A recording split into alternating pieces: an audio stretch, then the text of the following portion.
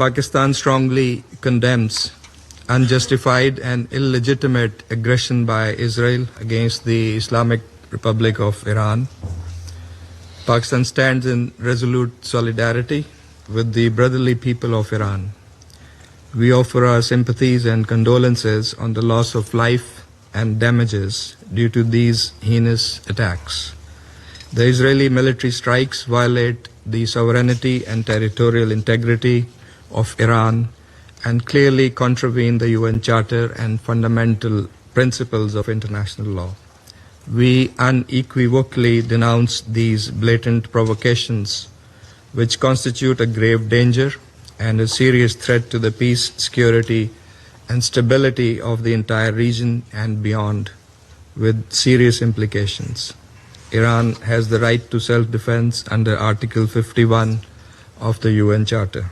Madam President, these attacks follow a dangerous pattern of Israeli irresponsible conduct marked by ongoing military operations in Gaza and repeated cross-border strikes in Syria, Lebanon, and Yemen, demonstrating a consistent and deliberate disregard for international norms.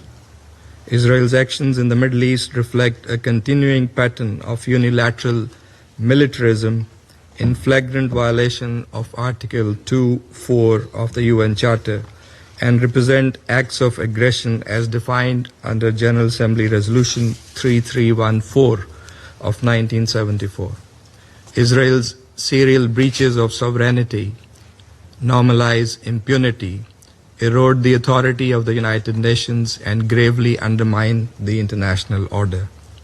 Such blatant aggression and contempt for international law has already had devastating consequences.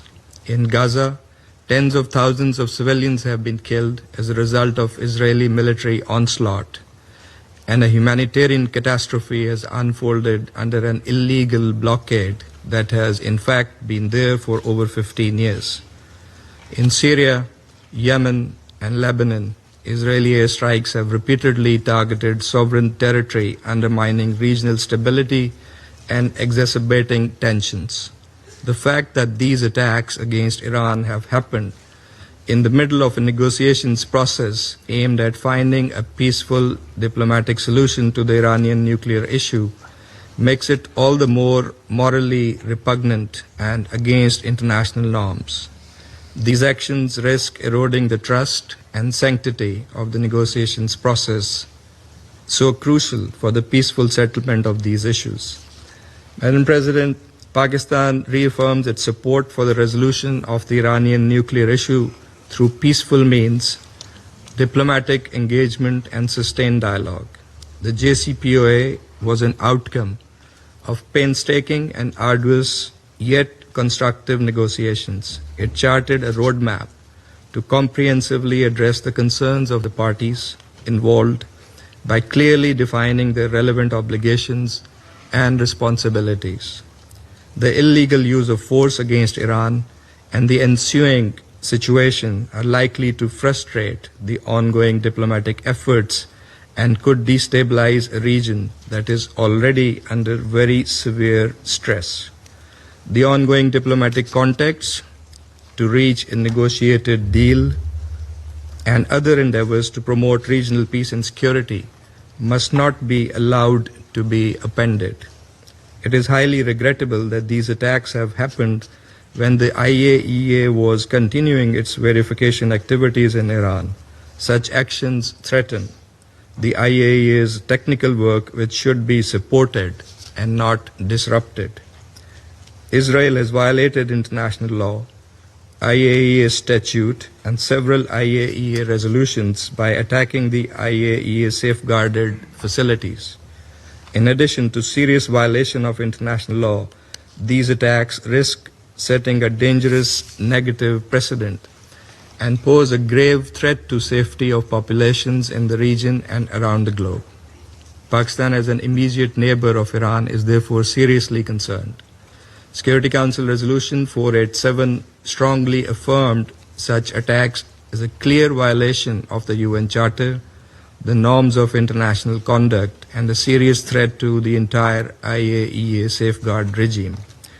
We call on all parties, Madam President, to fulfill their respective obligations and responsibilities and avoid escalation. Even in these testing times, diplomatic engagement and dialogue must be prioritized. Clearly, the international community is in favor of peace and stability in the region. In a few days, next week, the international community, the UN membership, was to come together to express its will to chart the path for the Palestinian state as part of the two-state solution that would usher in the long-awaited, just and durable peace in the Middle East.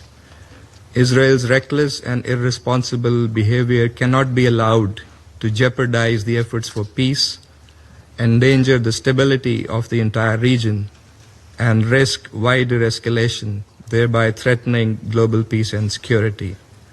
The Security Council bears primary responsibility to maintain international peace and security and to stop this aggression immediately. It must hold the aggressor accountable for its actions. This Council must deny Israel the free hand and the impunity with which it continues to operate in defiance of international law and international opinion. It is also our collective responsibility to reject any notions by anyone, anywhere, that seek to distort, misuse, and abuse the right of self-defense in violation of international law and the UN Charter. Finally, this Council must collectively muster the courage to take positions and adopt decisions that are in full conformity with the Charter of the United Nations. In accordance with its responsibility, the Council should encourage, support, and prioritize dialogue and diplomacy to advance peaceful resolution of conflicts. That is the only viable path forward, as many around the table have also echoed in their comments. I thank you, Madam President. I thank the representative of Pakistan for his statement.